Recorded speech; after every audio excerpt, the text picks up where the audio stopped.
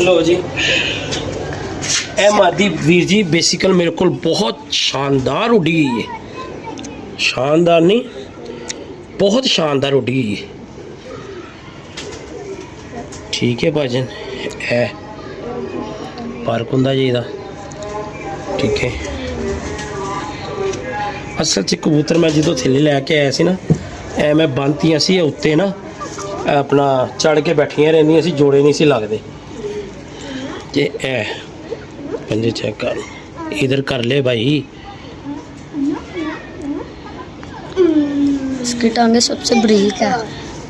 टांगे बरीक होना क्वालिटी है बेटा। ओ हाचे नहीं कदी फड़े थे ए मादी जे भाजन। ठीक है टच कर ठीक है भाजन ते तुहानू मैं नर भी चेक करा जी भाजन। लो जी ए कबूतर तो वैसे ही मेरे भरा नू बहुत पसंद है।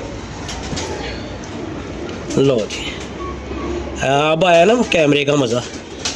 लो जी भाजन ऐसे लो जी ठीक है भाजन एदा पार्क हुंदा जी। उस यकीन मैनू हाथ च इंज तबक रहा है जिवें पता नहीं की सीन है वेखो।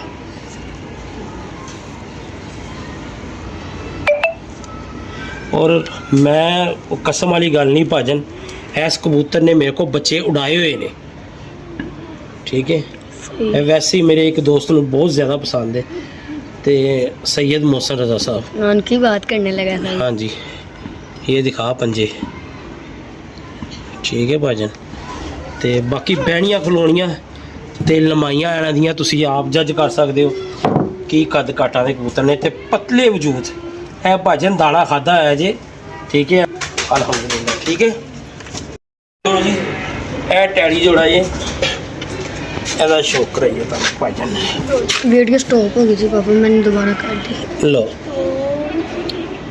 ये उसका बच्चा तू एक जगह पे रख तू ना हिला मुझे पता है कहाँ पर। टच कर ठीक है भाजन ए मादी जे। ठीक है आंडिया दे बैठी हुई है यार है बहुत तंग करते हैं हाथ दे विच ना। एक तो असीं फड़ी दी नहीं है तो उत्तों तंग बहुत करते हैं हाथ च।